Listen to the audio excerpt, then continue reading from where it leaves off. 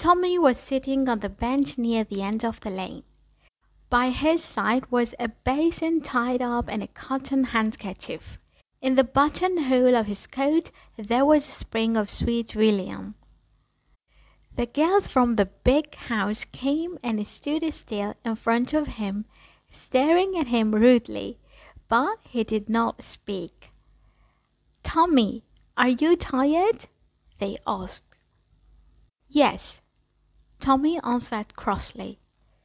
"I'm very tired, and Father's working in the fields, and I have got to take him to his dinner before I go to the fair." "Why don't the servants take it?" "Servants?" said Tommy scornfully. "We've no servants. We are not rich people. Wouldn't you like to be rich?" the eldest sister asked, while the two little ones walked slowly round Tommy, looking at the father and his hat. He had put it there so that he might look small when he went on to the village. "No, it's too expensive," said Tommy, shaking his head. "Rich people have to buy such a lot of things and to wear fine clothes, and they can't have dinner in the fields."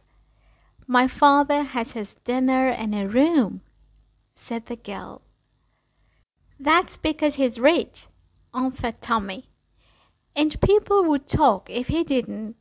Rich people can't do as they like, as poor can."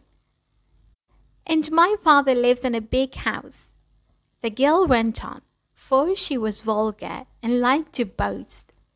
"Yes, and it takes up a lot of room. My father's got the whole world to live in, if he likes.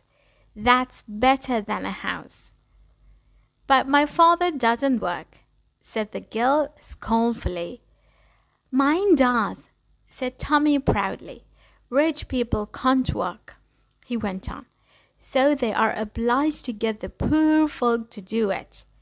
Why, we have made everything in the world. Oh, it's a fine thing to be poor." "But suppose all the rich folk died? What would the poor folk do?"